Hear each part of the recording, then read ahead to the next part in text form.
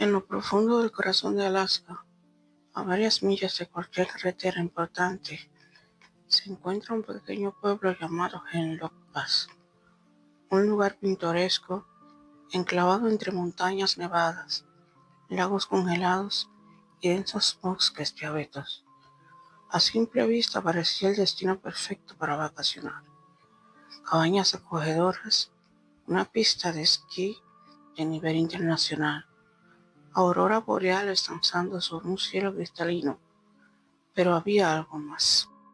Los lugareños, en su mayoría ancianos, eran de una amabilidad inquietante. Saludaban siempre con una sonrisa demasiado perfecta. Caminaban por el hielo con una agilidad antinatural y mantenían conversaciones largas al calor de una chimenea con una lucidez que desafiaba su edad.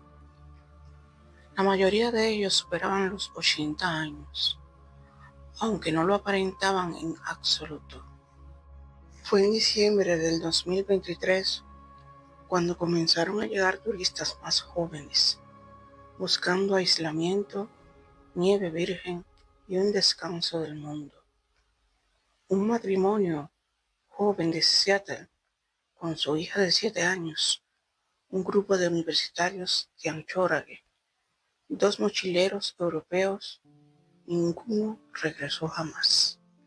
Al principio, las desapariciones se achacaban al clima extremo, a los osos o a la geografía hostil.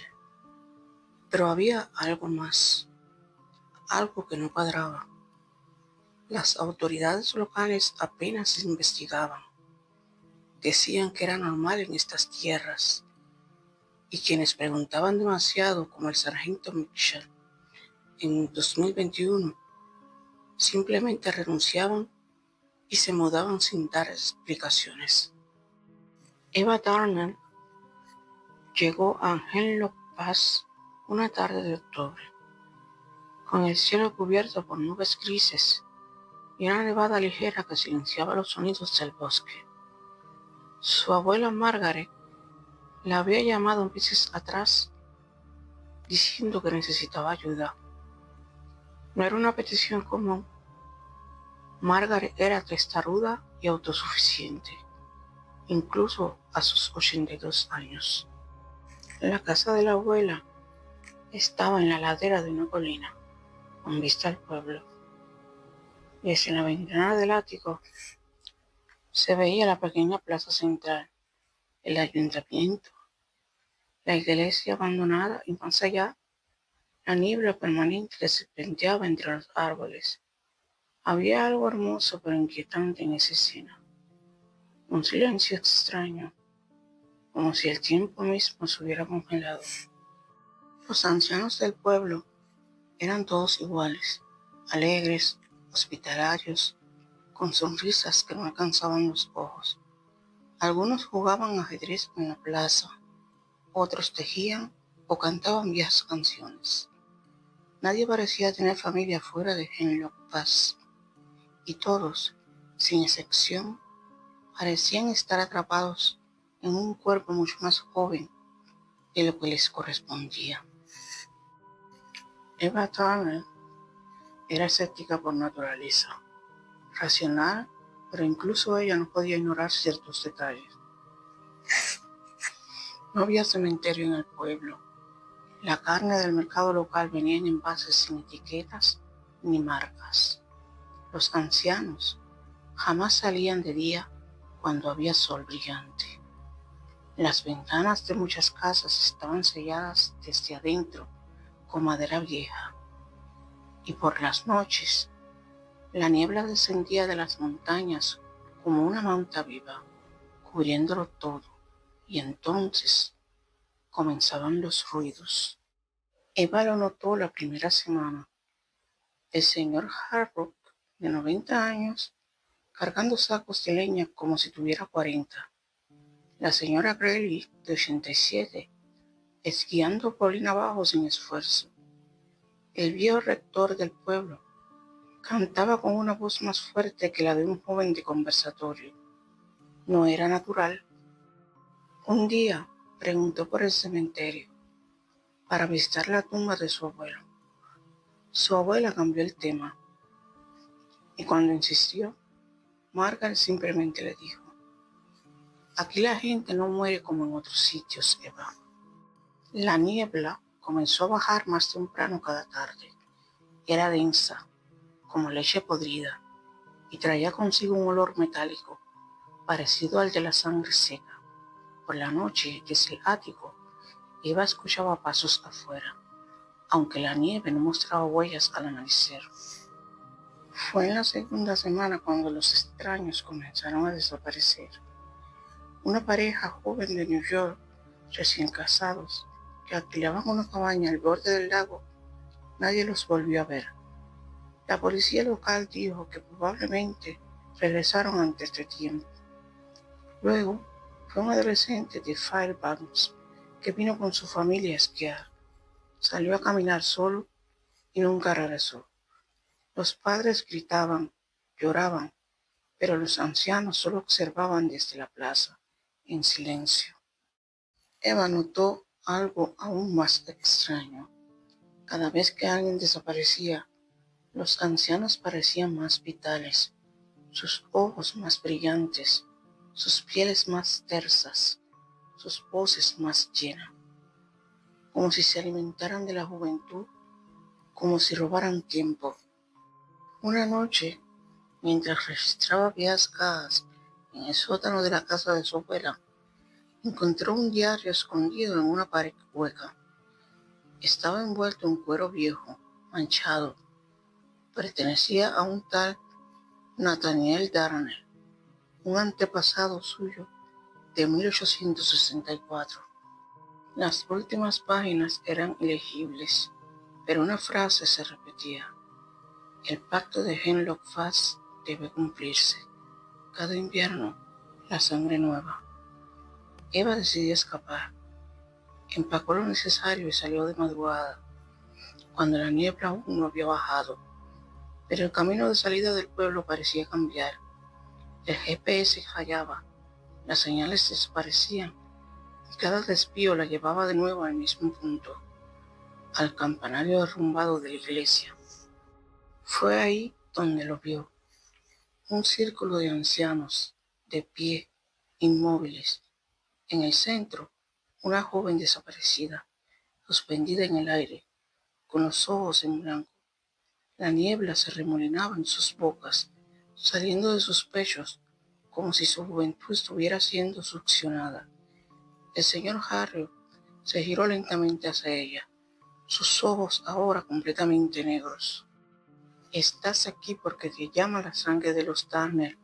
Tú deberías entenderlo más que nadie. ¿Qué son ustedes?, gritó Eva retrocediendo. Somos lo que queda del viejo mundo, sangre antigua, carne eterna, y este pueblo es nuestro nido. La joven colapsó, seca como una hoja de otoño.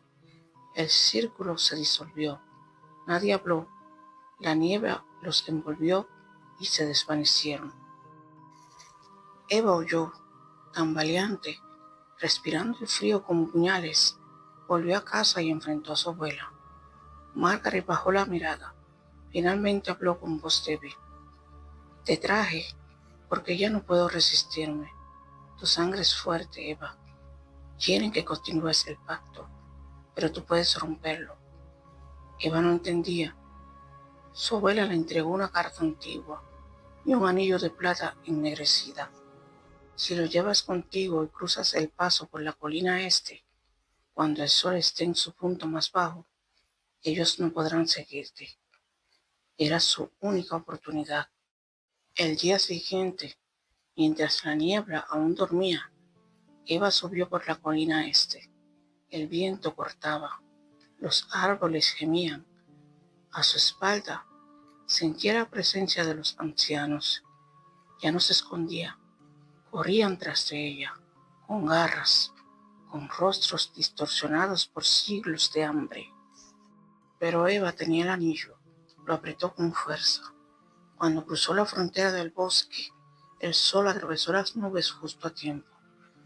Un grito ensordecedor rasgó el aire. La niebla se detuvo, las sombras se disolvieron, Hemlock Pass quedó atrás. Eva cayó inconsciente. Despertó en un hospital de Anchorage 2 días después. Dijo que había escapado de un pueblo maldito. Nadie le creyó. Dijeron que sufrió alucinaciones por el frío, pero nunca volvió a hablar de ello. Un año después, Hemlock Park cerró sus puertas por colapso económico. Nadie entraba, nadie salía, excepto las familias nuevas, aquellas que aún eran lo bastante ingenuas para buscar una cabaña en la nieve y que nunca más eran vistas. Un joven influencer canadiense llamado Liam Morales, conocido por documentar lugares abandonados y malditos, encontró algo curioso en una página de alquileres rústicos. Una cabaña moderna, con jacuzzi y chimenea, ubicada en un pueblo llamado Hemlock Pass. El anuncio decía: ideal para desconectar del mundo, naturaleza pura, perfecto para grabar contenido invernal, wifi solo parcial. Sus seguidores votaron por unanimidad que fuera. Graba de noche, haz Spirit Box, haz un video de 24 horas sobreviviendo en un pueblo abandonado, escribían. Fue el 5 de febrero, grabando desde el aeropuerto hasta el último tramo en motonieve. Su canal tenía más de 800,000 suscriptores. El primer video en Hemlock Pass fue un éxito. Es verdad que este pueblo está vacío, dijo mirando a la cámara, pero encontré algunas casas con velas encendidas. ¿Quién vive aquí todavía? Esa noche, mientras editaba, revisó uno de los clips. En una toma de fondo captó sin darse cuenta la figura de una mujer anciana, inmóvil en medio del bosque, mirándolo fijamente, su rostro borroso, sus ojos completamente blancos. Pensó que era una broma de algún vecino o un efecto de la cámara. Rió, lo subió igual. El video alcanzó más de 1 millón de vistas en 2 días. La noche siguiente, Liam hizo una transmisión en vivo desde la cabaña. Más de 70,000 personas estaban conectadas. El título era provocador: algo me sigue en Hemlock Pass. Al principio, la transmisión fue tranquila. Ruidos en la nieve, grietas en las paredes, el viento azotaba. Pero luego comenzaron los susurros. Se escuchaban claramente en la transmisión. Voces que no eran las de Liam. Voces antiguas, frías, hambrientas. ¿Lo escucharon?, preguntó a sus seguidores. Juro que alguien acaba de decir mi nombre. El chat explotó. Atrás de ti, la ventana, mira la ventana. ¿Por qué hay alguien parado en la cocina? No estás solo. Liam giró la cámara. Nada. Muy gracioso, gente, bromeó. Pero entonces la señal comenzó a fallar. La imagen se distorsionó y en los últimos segundos, antes que todo soportara, se vio a una docena de figuras ancianas entrando lentamente a la cabaña, saliendo de la niebla como espectros corpóreos. Liam no gritó, solo murmuró: no, esto no es una broma, y la pantalla se volvió negra. El video fue eliminado misteriosamente minutos después. Los que alcanzaron a verlo no olvidan lo que escucharon al final. Una voz femenina, antigua, casi cantando, susurró: cada año un alma nueva para mantenernos hermosos. Desde entonces, el canal de Liam nunca volvió a subir contenido. Nadie lo volvió a ver.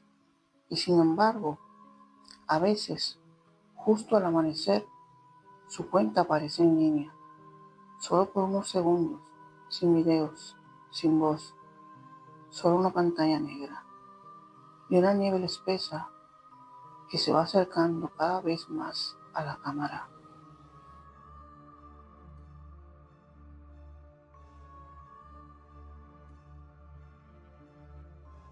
En la penumbra perpetua de una ciudad donde el tiempo parecía haber olvidado la esperanza, se gestaba un mal ancestral y diabólico, oculto tras las fachadas de la modernidad. La historia comienza con Isabela, una joven de belleza cautivadora y mirada enigmática, cuyos labios rojos dibujaban promesas de amor y consuelo en las redes virtuales. Sin embargo, detrás de esa apariencia angelical se escondía un secreto inhumano. Isabela era la sumo sacerdotisa de una secta satánica dedicada a invocar fuerzas oscuras, a sacrificar vidas inocentes y a sellar pacto con los abismos del infierno. Isabela había aprendido desde una temprana edad a disfrazar su verdadera naturaleza con la sutileza de una obra de teatro macabra. Hija de un linaje del que se hablaba en susurros en barrios olvidados, creció entre las leyendas de magia prohibida y rituales oscuros. Atraída por la promesa de poder y la ambición de trascender la mortalidad, abrazó el sendero de la oscuridad. Utilizaba Internet como un velo seductor para atraer jóvenes solitarios y desamparados, prometiéndoles compañía, afecto y una sensación de pertenencia, mientras los conducía paso a paso hacia su final sangriento. La congregación se reunía en una antigua mansión en las afueras de la ciudad, un edificio cuyo aspecto decadente parecía fundirse con la noche. La fachada, adornada con relieves y símbolos antiguos, era apenas el preludio de horror que yacía en el interior.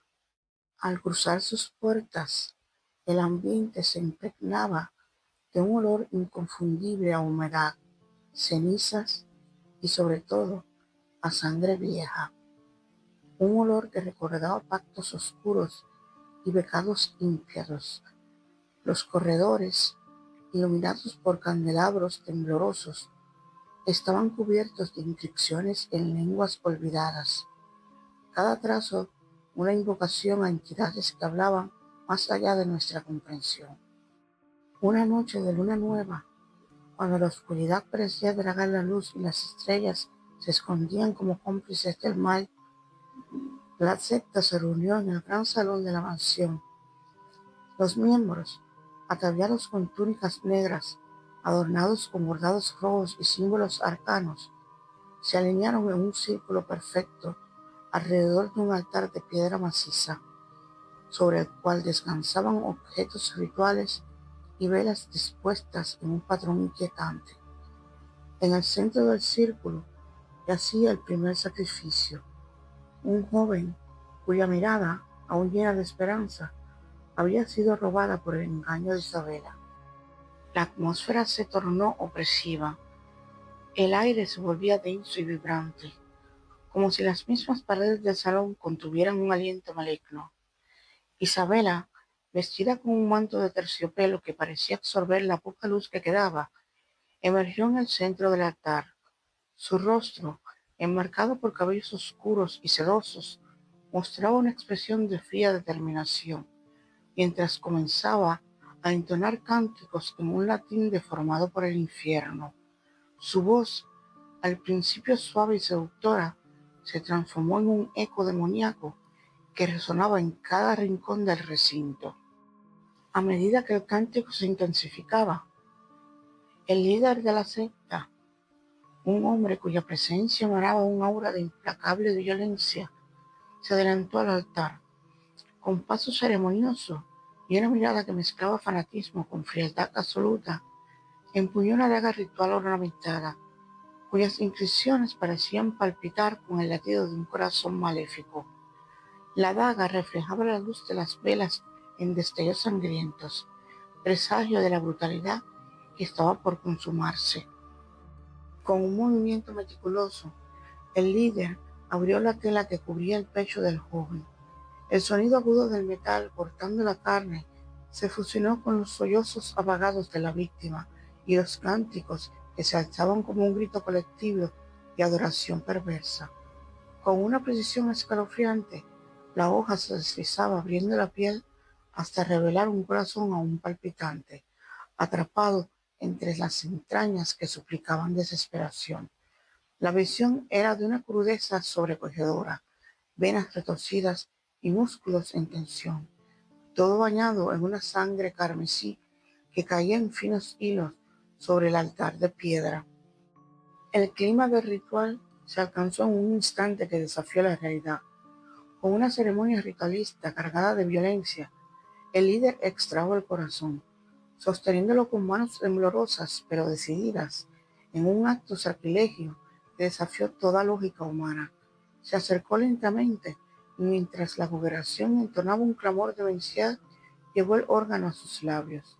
La sangre, densa y oscura como el vino maldito, se derramó en un torrente que parecía fundir tiempo y espacio, invocando la presencia de entidades de ultratumba. Cada gota caía sobre las antiguas piedras del altar, resonando como un martilleo metálico en un ritual que se grababa en la memoria de aquellos que lo presenciaban, dejando una marca indeleble de horror y venganza en el aura de la mansión. Mientras la secta celebraba su ritual sangriento en un éxtasis de violencia y misterio, en el exterior de ese círculo macabro se gestaba otra lucha, mucho más íntima y dolorosa. Miguel, un hombre marcado por la tragedia, había perdido a su hermano en circunstancias tan nebulosas como el humo que se elevaba del altar. Abatido por el dolor y conducido por un anhelo irracional de justicia, Miguel decidió sumergirse en el oscuro laberinto que era la secta. Con pasos silenciosos y una determinación forjada en la desesperación, comenzó a descifrar los rastros que Isabela dejaba tras de sí en la red, adentrándose en foros crípticos y mensajes encriptados que hablaban de sacrificios y pactos inhumanos. Sus pesquisas lo llevaron a la puerta maltrecha de la mansión, y sin saber que cada paso que daba lo acercaba a una tormenta de violencia y terror inimaginables. La atmósfera en los alrededores se había teñido de misterio, y los aldeanos murmuraban acerca de desapariciones y de un mal que despertaba cuando las campanas del olvido tañían en la noche. Con el alma en vilo y la determinación grabada en cada fibra, Miguel se convirtió en un fantasma entre las sombras, dispuesto a enfrentar su destino que parecía predestinado a asumirlo en la misma oscuridad que había arrebatado a su hermano. En una fatídica noche, en la que la niebla se hacía cómplice del mal, Miguel encontró la oportunidad que había estado buscando. La secta se había congregado nuevamente en la sala principal de la mansión para un ritual que prometía ser aún más atroz que el anterior. Las velas titilaban como centinelas en una guerra contra la oscuridad, y las sombras danzaban en un caótico orden, formando figuras que parecían deliberar en secretos inenarrables. Isabela conducía el ritual con la misma gracia siniestra de siempre, pero aquella noche había algo diferente. En su mirada, un destello de arrogancia inhumana y de presagio ineludible. Entre las figuras encapuchadas, Miguel se deslizó como una sombra, sus pasos medidos y su corazón golpeando con fuerza en el pecho. Desde un rincón oscuro observó a la congregación prepararse para un sacrificio aún mayor, una ofrenda destinada a sellar un pacto con fuerza que ni siquiera los dioses osarían perturbar. Una víctima encadenada y aterrorizada fue conducida ante el altar. La tensión crecía con cada segundo, y la atmósfera se tornó tan densa que el aire mismo parecía vibrar con un lamento ancestral. En ese preciso instante, el líder levantó la daga ritual y con un movimiento que congeló la sangre, se dispuso a abrir el pecho del desafortunado. Los cánticos se intensificaron, cada palabra reverberando con una violencia casi sobrecogedora. Fue entonces cuando Miguel ya no pudo contener su furia.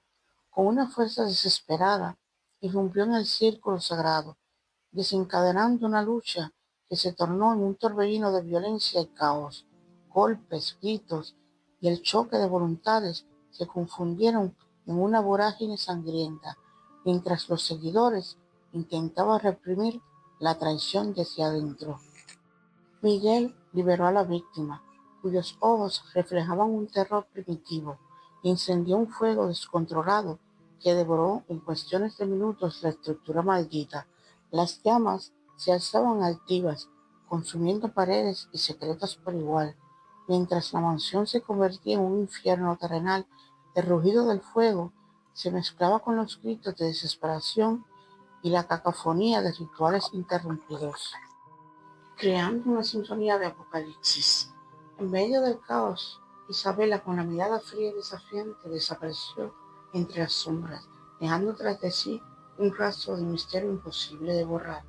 Los sobrevivientes huyeron, y la ciudad, testigo involuntario de tan espantoso episodio, quedó marcada para siempre por la violencia y el terror que aquella noche desató.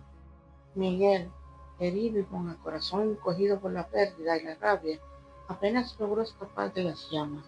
Con la imagen del altar manchado por la sangre y el eco de los gritos resonando en su mente, comprendió que aquella secta no era un simple grupo de fanáticos, sino la manifestación viva de un mal que se había alimentado de vidas inocentes durante años. Su venganza, aunque incompleta, había logrado destruir el nido del mal, pero la semilla de lo diabólico seguía latente en cada rincón donde la desesperación invitara a lo prohibido. Pasaron los años y los supervivientes del aquelarre, al igual que los murmullos en la ciudad, se transformaron en leyendas de terror. La historia de Isabela y la secta satánica se convirtió en un relato prohibido, contado a la luz de una vela en noches sin luna, en donde cada palabra evocaba la brutalidad de aquel ritual y la implacable crueldad de un destino sellado en sangre. Se decía que en la quietud de la noche se podían oír los ecos del latido de un corazón arrancado, un recordatorio perverso de las fuerzas oscuras que acechaban en el umbral de la realidad. El relato de Miguel, marcado por el dolor y la determinación, se esparció como un eco en los barrios olvidados, advirtiendo a quienes se aventuraban en la red y en la penumbra de lo desconocido. Su historia era una advertencia. El encanto de lo prohibido puede enmascarar horrores indescriptibles, y la seducción del oscuro conlleva un precio demasiado alto. Nunca olvides que en el laberinto virtual, detrás de cada mensaje y cada invitación seductora, puede ocultarse una trampa mortal, un portal hacia abismos de violencia y magia oscura que transforman el deseo en una pesadilla ineludible.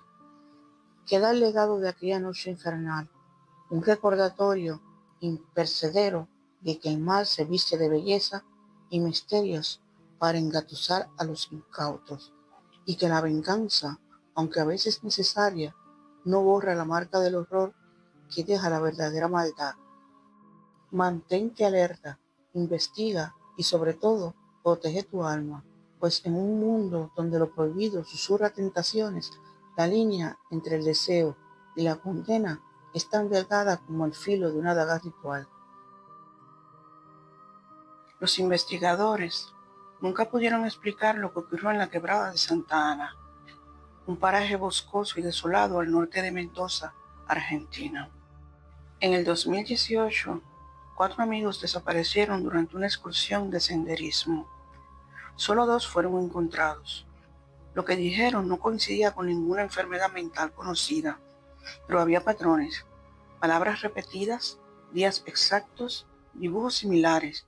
Cada uno hablaba de una figura distinta, 4 presencias, 4 manifestaciones.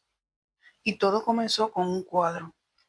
Marcelo Luna, técnico en sistemas, grabó un audio el primer día, riéndose mientras describía su hallazgo. Está colgado entre 2 árboles. ¿En serio? Parece una pintura de otro siglo. Ailén dice que tiene valor artístico. Yo digo que es una de esas mierdas que terminas soñando y te despiertan los demonios. Renata la quiere colgar en la cabaña. El cuadro medía 1 metro exacto por largo. El lienzo era grueso y olía a humedad vieja como una cueva. Pintado con tonos rojizos, mostraba a 4 figuras distorsionadas, sin rostro, alargadas como sombras bajo el agua. Ailén, psiquiatra en profesión, lo limpió con un paño y lo dejó colgado dentro de la cabaña donde pasarían el fin de semana. Santiago el guía se molestó. Estas cosas no se tocan. Hay historias sobre esta zona, lugares donde el tiempo no es el mismo. Esa noche, el primer sueño compartido ocurrió. Marcelo se despertó sudando. Soñó con una figura alta que lo seguía a través del bosque, imitando sus pasos, respirando justo detrás de él. Cuando giraba no había nadie, pero al volver la vista, la figura estaba más cerca. Al despertar, escuchó pasos sobre el techo. Cuando subieron con linternas no había nada, solo huellas en el polvo que no llevaban a ningún lado. El zumbido comenzó esa madrugada. Un sonido grave, con una frecuencia baja de radio, apenas perceptible al oído humano. Santiago lo detectó con su grabadora. Suena algo que respira, pero está en el aire. ¿Me entendés? Como si la montaña respirara. Ailén escribió en su diario. Demonio 1, copia el paso, sigue desde atrás. Su voz es una distorsión del pensamiento. Hace que dudes de tus decisiones. Te hace girar cuando no deberías. Renata dejó de comer. Decía que algo estaba creciendo dentro de ella. Pasaba horas en el baño, mirándose la boca en el espejo. Decía que sentía raíces moviéndose por su garganta. Una tarde gritó, y cuando corrieron a verla, tenía sangre en la lengua y un pequeño bulto bajo el paladar. Los médicos luego afirmaron que no había nada, pero las fotos estaban ahí. El cuadro se había modificado. Donde antes había manchas borrosas, ahora aparecían pequeños puntos blancos como ojos que comenzaban a abrirse. Santiago empezó a caminar dormido. Ailén lo encontró en el bosque, de pie, descalzo, con la cabeza inclinada hacia un rincón entre los árboles. Repetía, no es hambre, es ausencia, se alimenta de lo que no ves. Esa noche grabaron una conversación que nadie recordaba haber tenido. Voces en la grabadora, no humanas. Ailén escribió, Demonio 2, habita lo que no se dice. Si nombras el miedo, él lo ocupa. Si no hablas, te llena la garganta. No hay palabras que lo expulse. Ailén empezó a notar algo en las fotos. En cada imagen, sin importar el ángulo, aparecía una figura en el fondo, una silueta agazapada, como esperando. Era pequeña, como un niño, pero con los brazos demasiado largos. Santiago comenzó a hablarle por las noches. Lo llamaba el hermano de la cueva. Decía que solo se muestra cuando estás solo, que te observa en silencio hasta que lo reconoces como parte de vos. El cuadro cambió otra vez. El fondo, antes oscuro, ahora tenía una textura que parecía respirar. Las figuras estaban más definidas. Una parecía sostener una esfera, otra tenía la boca abierta pero sin rostro. Renata tuvo un brote. Dijo que escuchaba llanto detrás de las paredes. Gritaba que había niños adentro y que uno de ellos la miraba desde los enchufes. Cuando intentaron calmarla, los espejos estallaron sin razón aparente. La encontraron escribiendo con sangre en el suelo. Si lo ves, ya estás marcado. Ailén escribió, Demonio 3, testigo oculto, observa hasta que lo aceptas. Cuando sabes que está, entra por tus ojos y se convierte en recuerdo. Nadie recuerda cómo empezó. Marcelo desapareció. Salió al bosque con una linterna y no volvió. Santiago decía que no se había ido, que estaba entre las hojas. Ailén se quedó sola en la cabaña con Renata, quien no dormía desde hacía 2 días. Hablaba con alguien invisible, respondía preguntas que nadie hacía. Su voz se volvía grave por momentos, como si estuviera poseída por otra presencia. El reloj se detuvo a las 3:03 a.m. Todo en la casa perdió sentido. Las puertas llevaban a las mismas habitaciones. Los pasillos se torcían. Intentaron salir, pero el bosque era siempre igual, como si caminara con ellos. Santiago se arrancó las uñas buscando el borde de la realidad. El cuadro ahora mostraba 4 figuras erguidas. Estaban completas. Miraban al frente y ya no eran pinturas, eran retratos. Renata desapareció el día 12. La encontraron semanas después, descalza, con los pies destrozados, en una estación abandonada a 30 kilómetros del lugar. Estaba muda. Cuando recuperó el habla, solo dijo: fueron 15 días exactos. Ellos solo necesitan 15. Aileen fue hallada sola, encerrada en la cabaña. Había escrito en las paredes, el techo, el suelo con carbón y sangre. Todo era simbología antigua, ritos, advertencias. No hablaba, no comía. Cuando los rescatistas la sacaron, solo dijo una frase: no eran demonios, eran parásitos de la percepción. Ya están en mí. Marcelo nunca fue encontrado. Santiago fue ingresado en un psiquiátrico. No responde al nombre, solo repite las 4 frases cada día, a la misma hora. Está detrás de ti. Lo sembraste con tu miedo. Él ya te recuerda. El tiempo ya no importa. El cuadro fue incautado, pero desapareció de la comisaría donde estaba guardado. Desde entonces, cada año hay un caso nuevo. 4 personas, 15 días. Un brote de locura, siempre precedido por sueños, zumbidos y el dibujo de las 4 figuras. Los investigadores lo llaman el ciclo de los 4. Y nunca comienza igual. Solo necesitas mirar algo que no deberías haber visto. Hay lugares donde la vida nunca debió llegar. En una región helada del norte del Círculo Polar Ártico, existe una isla pequeña sin nombre, registrada oficialmente en los mapas. Los pocos pescadores de Groenlandia que conocen su existencia la llaman Kernetop, que significa la negra, por el color de sus montañas rocosas y la ausencia total de vida vegetal. Nadie vive ahí, nadie se acerca. Pero en diciembre de 2024, un grupo internacional de científicos fue enviado allí. La misión instalar una estación temporal para investigar anomalías sísmicas bajo el hielo. 6 personas fueron asignadas. El Dr. Falk, geofísico alemán, líder del grupo. Marina, meteoróloga rusa. Luis, técnico de comunicaciones chileno. Elie, bióloga canadiense. Hassan, geólogo egipto. Jan, médico noruego. La estación fue instalada en la cara sur de la isla, protegida por acantilados y a kilómetros de la costa más cercana. Durante las primeras semanas todo fue normal, excepto por la sensación constante de ser observados, incluso a plena luz del día. Las primeras señales de que algo no estaba bien comenzaron cuando Hassan registró movimientos bajo tierra, pulsos rítmicos, como si algo enorme caminara en el fondo de la isla, a cientos de metros de profundidad. Pero no eran sísmicos, no tenían firma de una falla geológica, parecían orgánicos. Luego comenzaron a encontrar cosas, marcas en la nieve en forma de espiral, huesos de animales sin identificar y estructuras de piedra que no habían visto antes, pese a haber pasado por los mismos lugares días antes. Una noche, la estación perdió electricidad. Luis fue a revisar los generadores y no volvió. Cuando lo buscaron, encontraron su chaqueta y botas perfectamente colocados sobre la nieve, como si él se hubiera evaporado. Marina aseguró haber visto una sombra entre las ventiscas.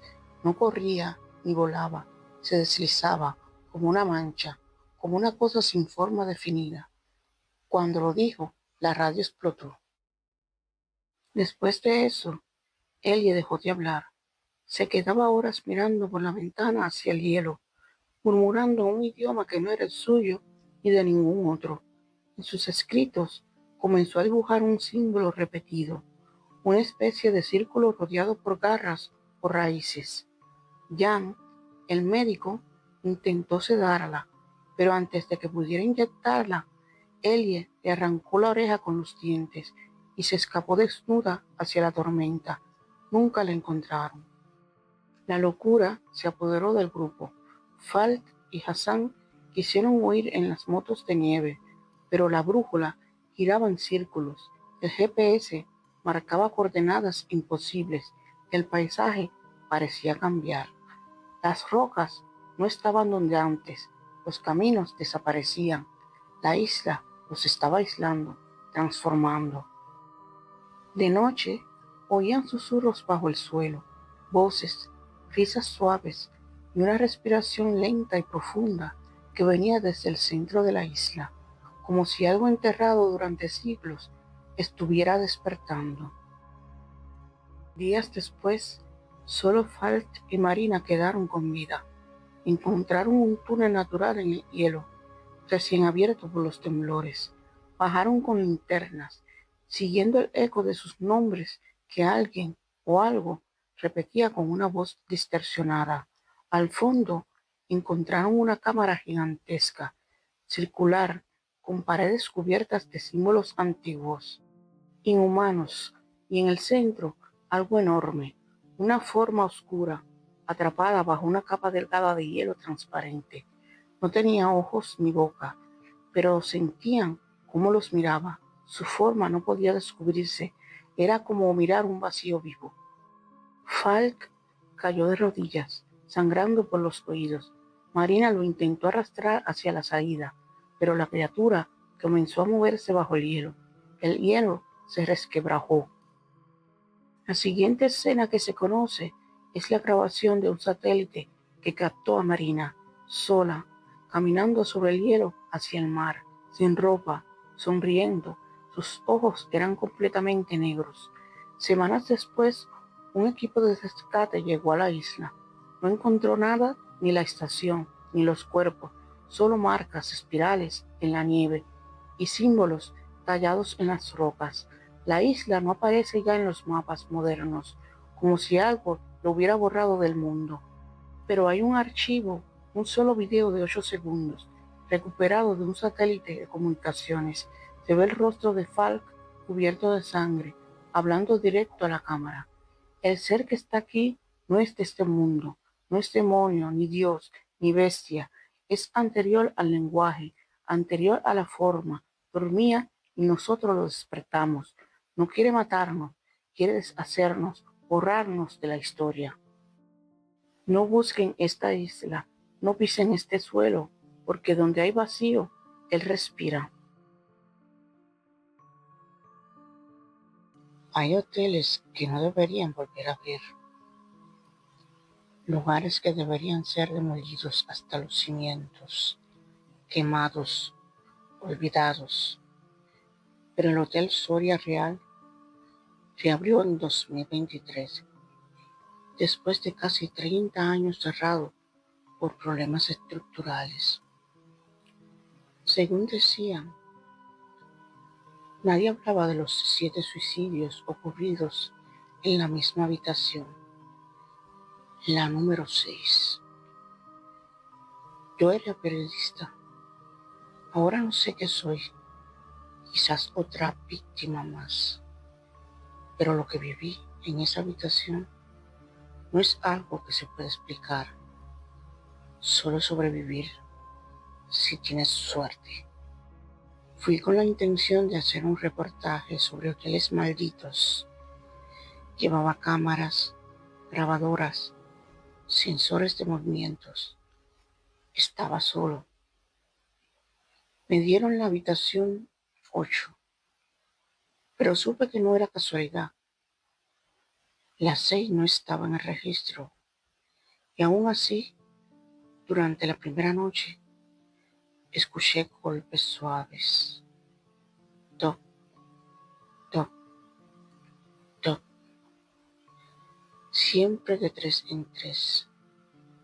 Siempre después de las 3:33 am.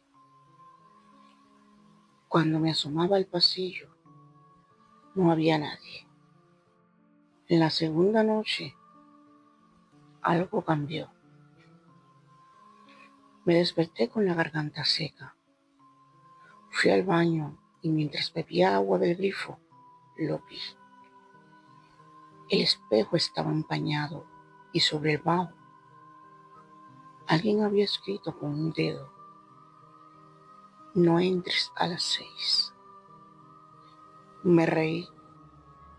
Pensé que era una broma de otro huésped, pero estaba solo en el piso.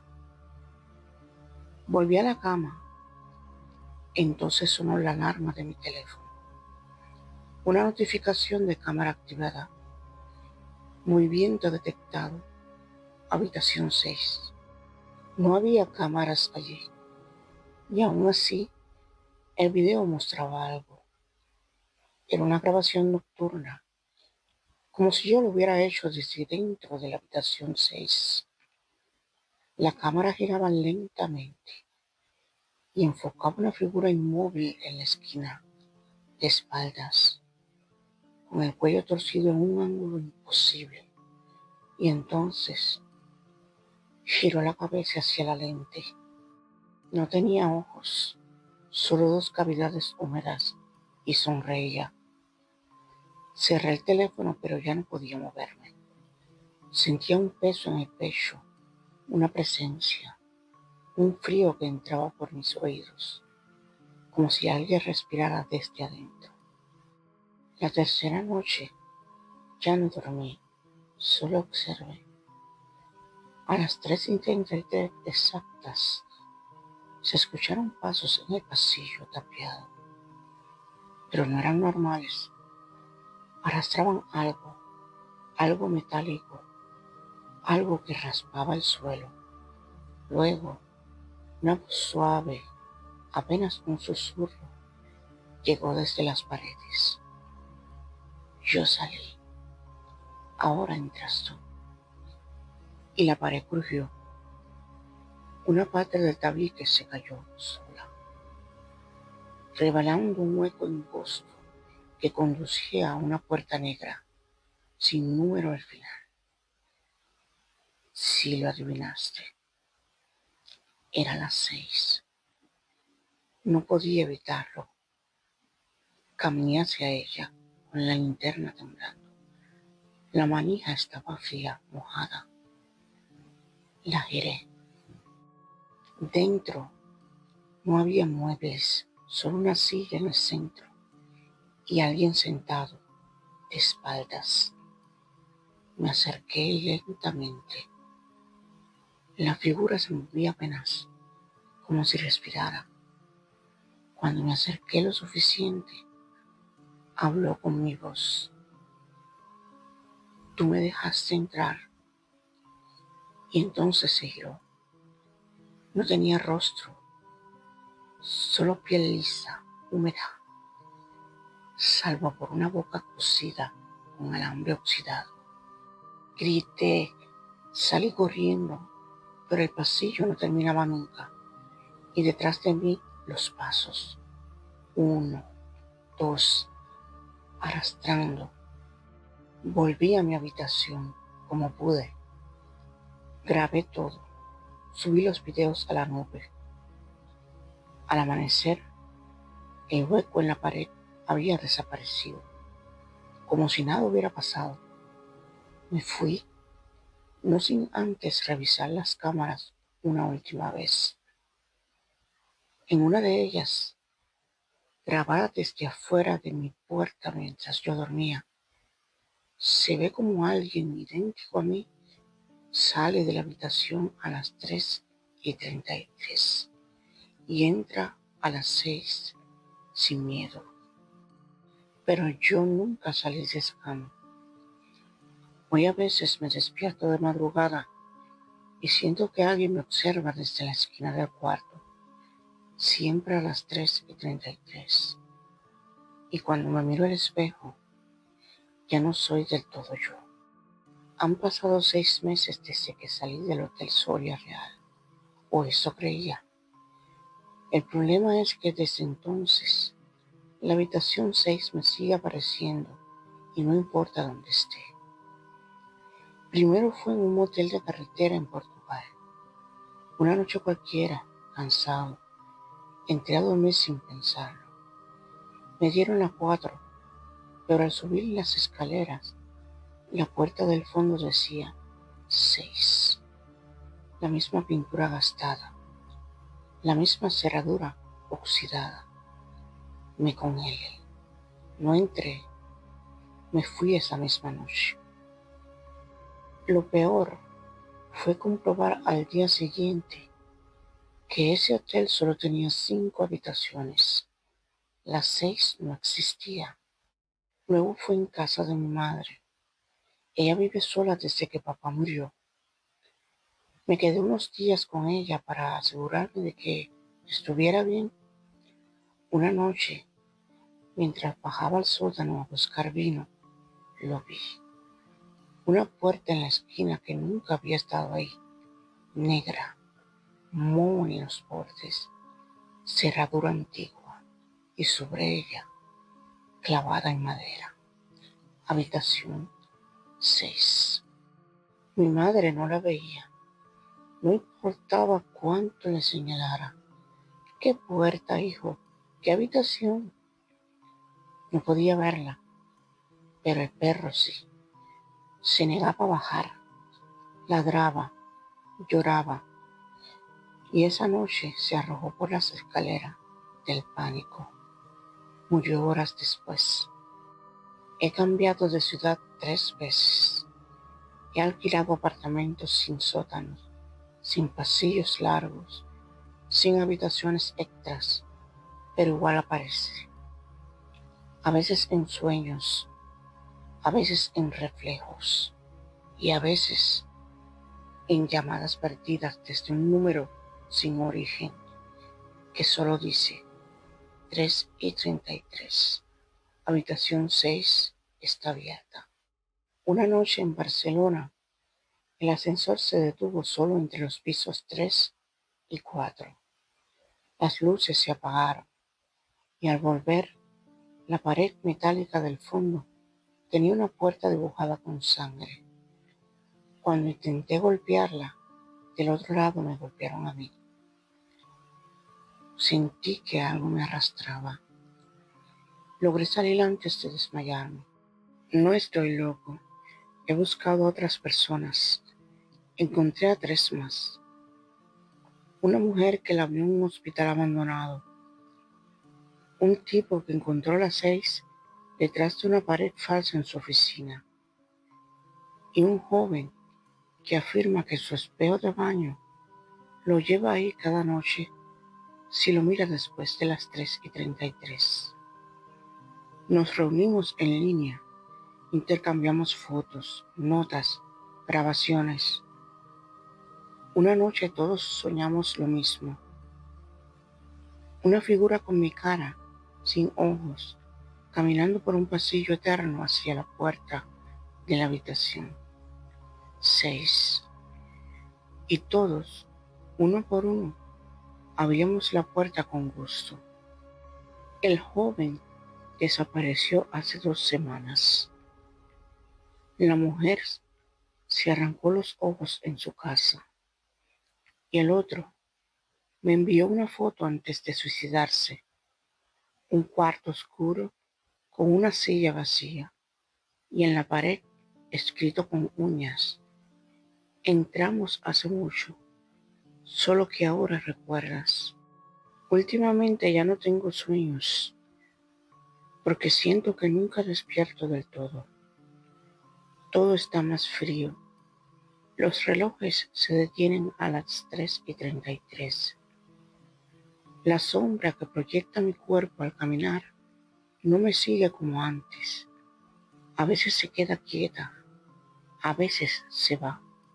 Y esta mañana al abrir el refrigerador estaba la puerta, la habitación 6, dentro de mi casa, dentro de todo, dentro de mí. Y ya no sé si debo resistirme o entrar de una vez, porque en el fondo lo siento. Ya no estoy huyendo de ella, soy ella. 28 de febrero de 2025. Expediente privado del Instituto Paranormal Europeo. Agente Valeria Montes. Todo comenzó cuando encontramos un patrón.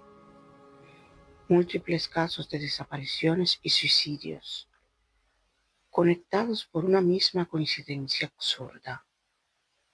Una habitación número 6 que no debería existir. apareciendo en edificios sin ella, en casas sin espacio, en cámaras de seguridad, en espejos. Las víctimas hablaban de lo mismo. Puertas negras, pasillos que no estaban, reflejos que miran primero y una hora que se repetía como una invocación. 3:33 AM. Lo llamamos el eco de la habitación 6. Fue asignada para seguir el rastro de un periodista desaparecido. Había dejado un diario online lleno de fotos, videos alterados y una nota final escalofriante. Ya no estoy huyendo de ella, soy ella. Mi investigación me llevó a un archivo censurado del año 1949, una clínica psiquiátrica desaparecida de los registros, Clínica Einsiedler, en Suiza. Pacientes encerrados por hablar en sueños un idioma desconocido, todos con el mismo dibujo, una puerta negra, el número 6 y una figura sin rostro que les sonreía. Lo inquietante fue que el edificio aún existe bajo otro nombre, y ahí estaba la habitación 6, tapada, encadenada, sellada desde adentro. La policía local permitió mi entrada como investigadora oficial. Al romper el muro, algo cambió en la presión del aire. Todo se volvió más tenso, más pesado. Entré sola. No había nada. Una silla, una grabadora antigua y en la pared, clavada con cuchillos, una carta escrita a mano. La habitación no está en un lugar, es una herida, una grieta en la mente colectiva. Cada vez que alguien tiene miedo o a estar solo a las 3:33, una puerta se abre y cada vez que alguien la cruza, algo más logra salir. Ya no es una habitación, es una plaga. Detrás de la carta había una segunda puerta sin número, solo un agujero tallado en la madera, como si alguien hubiera intentado escapar rascando con las uñas desde adentro. Al cruzarla, entré en otro lugar. No era el edificio, no era el mundo real. Era una copia distorsionada de todo lo que temes. Luces que parpadeaban en pasillos infinitos, ecos de voces conocidas llamándome, el olor a cosas muertas y la sensación constante de que yo misma estaba dividida, como si en algún rincón otra versión de mí caminara, más feliz, más libre, más vacía. La encontré al fin, mi doble, frente a la silla. Me sonrió y me habló con mi voz. Gracias por abrir. Ahora puedes quedarte tú. Y antes de que pudiera reaccionar, me empujó hacia la silla. Ahora escribo esto desde un cuaderno que encontré aquí adentro. No hay salida, no hay tiempo, solo voces que me repiten la hora. 3:33. 3:33. 3:33. Pero sé algo que los otros no sabían. Sé lo que es la habitación 6 realmente. No es un lugar, no es un demonio. Es la parte de ti que deseas enterrar.